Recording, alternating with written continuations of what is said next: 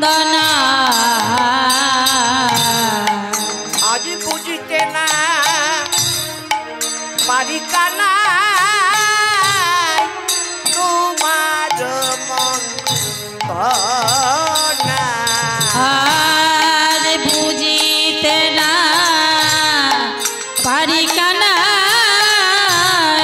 তোমার মন আজ কি ভাব লয়ে বসে রইলি কি ভাব লয়ে আজি বসে রইলি অকানাই কি ভাব লয়ে বসে রইলি কি ভাব লয়ে কানাই বসে রইলি বলি আজ কি গোঠে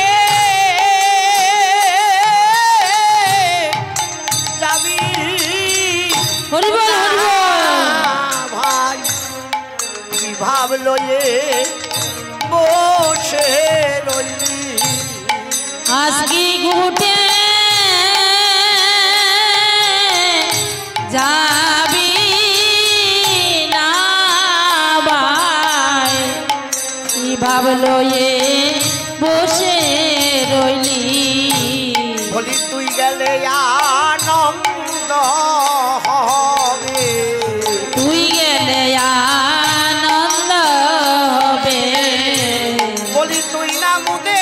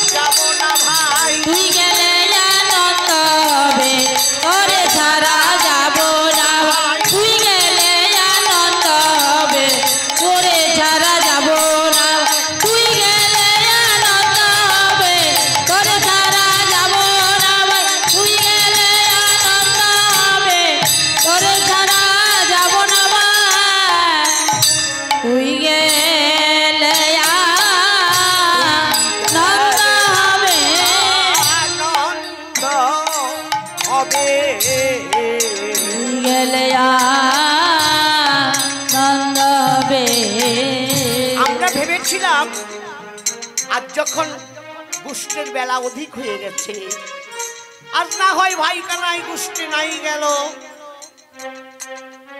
ভাই কানাইকে গোষ্ঠী নাই নিলাম কিন্তু কি হয়েছে জানিস কানাই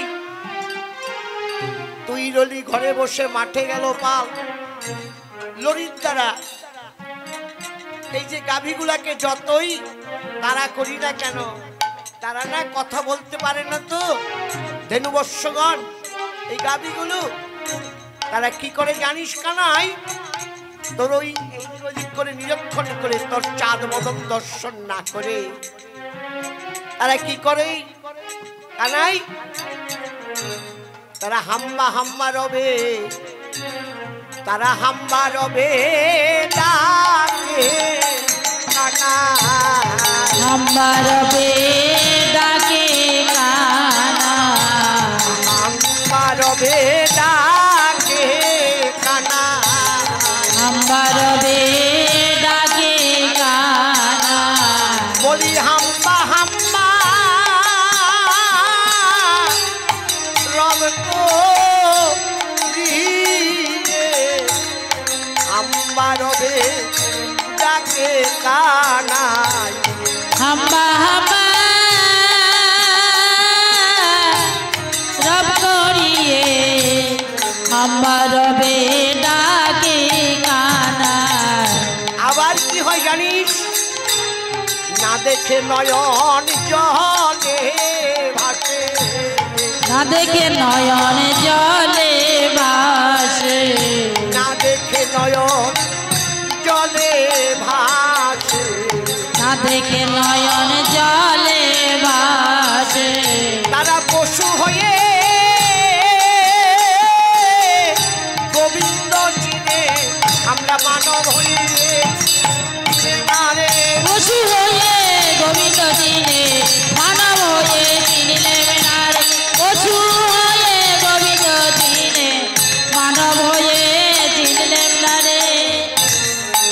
পশু হয়ে তারা গোবিন্দ চিনে। মহাজন বললেন বৃন্দাবনের পশু ধন্য, তারা পশু হয়ে গোবিন্দ ভগে। আর আমরা এই যে দুর্লভ জন্ম পেয়েছি, 84 লক্ষ যোনি ভ্রমণ করে মানব কুলে জন্ম নিয়েছি, আমরা গোবিন্দকে চিনি না। শ্রীমদ্ ভাগবতের মধ্যে মহারাজ পরীক্ষিত যখন ব্রহ্মশাপে শাপাগ্রস্ত হয়ে গেলেন, আর পতিতপাবনী গঙ্গার তীরে গিয়ে কি করলেন, ব্রহ্মকুণ্ডের পাড়ে গিয়ে বসে গেলেন। আর সারা ভারতবর্ষের যত সাধু সন্ত সবাই উপনীত হয়েছেন।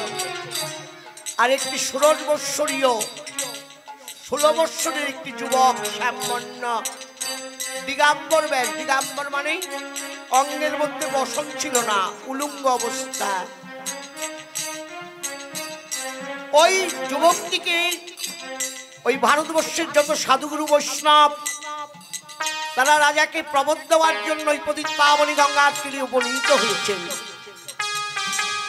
একটা দুটো নয়, 60,000। কত? 60,000। 60,000 মনে রাখবেন, 60,000 সাধুগুরু বৈষ্ণব উপনীত হয়েছেন। আর ওই সাধুগুরু বৈষ্ণব কি করছেন? বসে আছেন।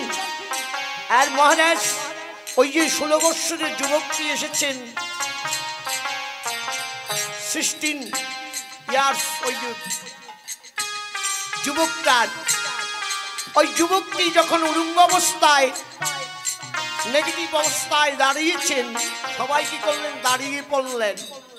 দাঁড়িয়ে পড়ার পর সবাই কি করলেন? ওই দাঁড়িয়ে গেলেন 60,000 সাধুগুরু বৈষ্ণব। আর মহারাজ পরীক্ষিত কি করলেন? ওই যুবকটির চরণ দুইটি জড়িয়ে ধরে বললেন, অগদয়াল তুমি বলো বলো, আমার এই আত্মার মুক্তি হইবে কিসে? আমি যে বৈষ্ণবের গলায়, ব্রাহ্মণের গলায় মৃত সর্প অর্পণ করেছি, আমি বৈষ্ণব অপরাধী। বৈষ্ণবে যদি হয় ক্ষুদ্র অপরাধ, মহা মহা ভজনে তার পড়ে যায় বাদ।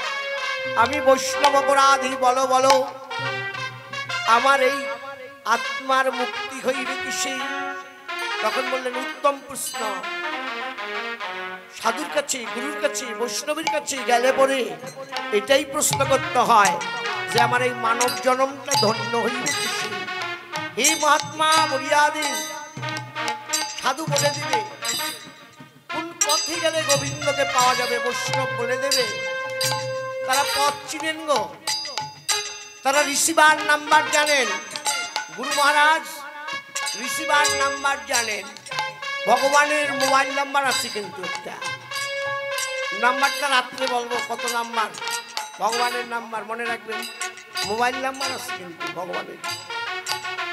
ওই কি করলেন? সবাই কি করলেন? বললেন, হে রাজন, উত্তম প্রশ্ন করিয়াছ। এটাই প্রশ্ন করতে হয়, জন্মটা ধন্য হবে কিসে? কি বললেন? এতস্য ভ্রমণকৃত্য ভৌমপর্যায়তে মানুষ্য দুর্লভ জন্মং যদি সাত কৃষ্ণ সাধক। 84 লক্ষ যোনি ভ্রমণ করে এই যে মানব কুলে জন্ম পেয়েছি আমরা, 30 লক্ষ স্থাবর, 30 লক্ষ বার বৃক্ষ হয়ে জন্মগ্রহণ করেছি। বট বৃক্ষ, সেগুন বৃক্ষ, শাল বৃক্ষ জন্মগ্রহণ করেছি। এই বৃক্ষ হয়ে জন্মগ্রহণ করার পর